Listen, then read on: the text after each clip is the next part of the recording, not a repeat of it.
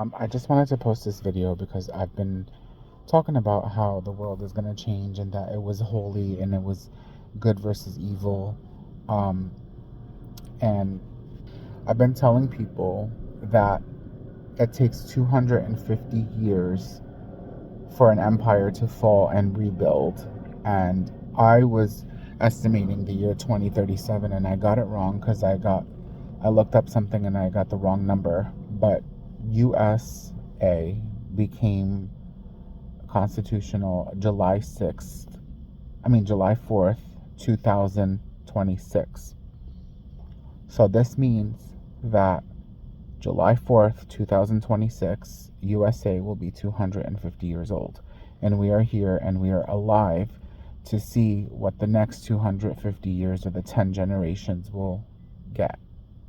And it's been proposed that starting Memorial Day, May 2025, that the USA will have a year-long birthday party celebration up until July 4th, 2026. And there are different policies and rules coming out, and here's one part of it. And it's true because we've all experienced it.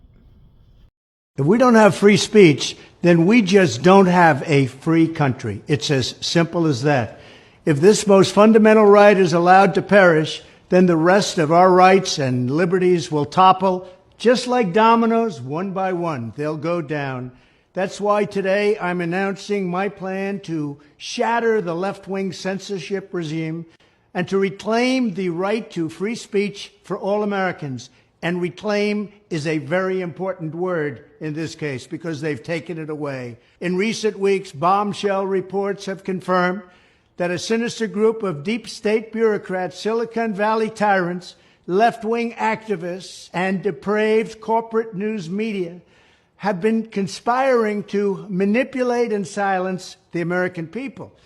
They have collaborated to suppress vital information on everything from elections to public health. The censorship cartel must be dismantled and destroyed, and it must happen immediately. And here's my plan.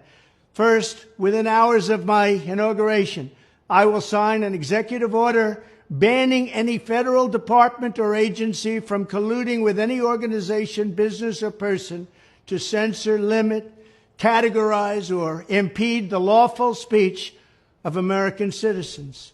I will then ban federal money from being used to label domestic speech as mis- or disinformation.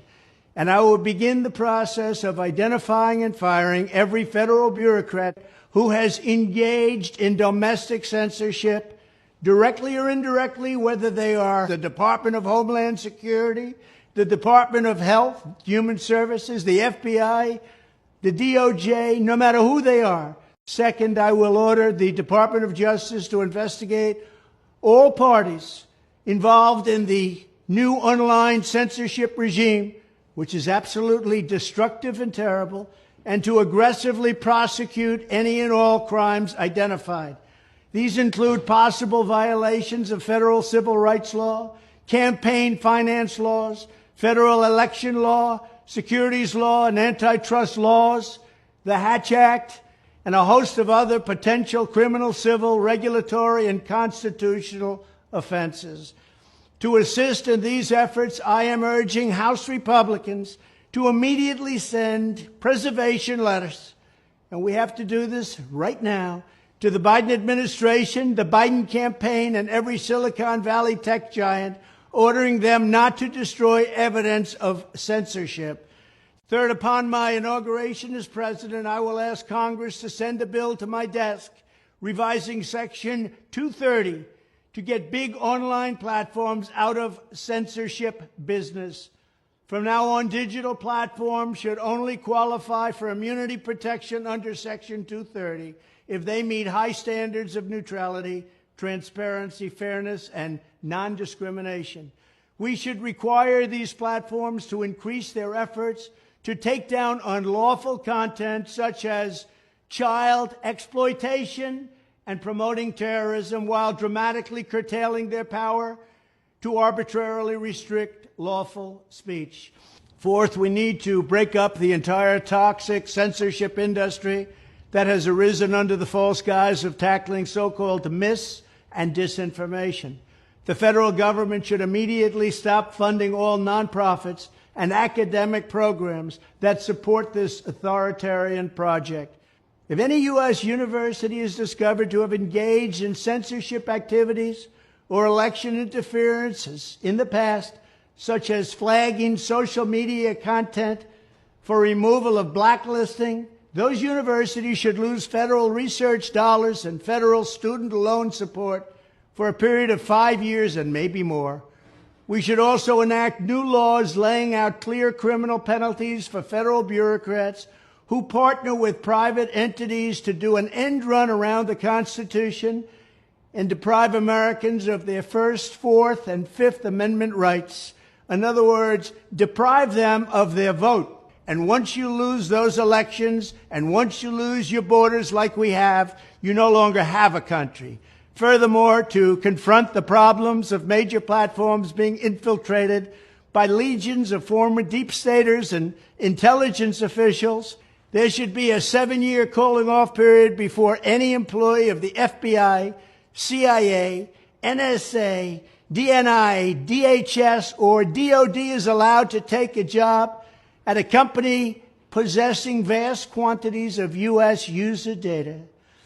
Fifth, the time has finally come for Congress to pass a digital Bill of Rights.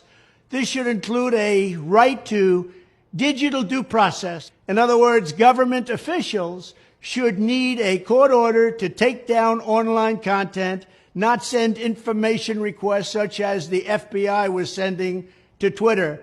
Furthermore, when users of big online platforms have their content or accounts removed, throttled, shadow banned, or otherwise restricted, no matter what name they use, they should have the right to be informed that it's happening, the right to a specific explanation of the reason why, and the right to a timely appeal. In addition, all users over the age of 18 should have the right to opt out of content moderation and curation entirely and receive an unmanipulated stream of information if they so choose. The fight for free speech is a matter of victory or death for America and for the survival of Western civilization itself. When I am president, this whole rotten system of censorship and information control will be ripped out of the system at large. There won't be anything left. By restoring free speech, we'll begin to reclaim our democracy and save our nation. Thank you, and God bless America.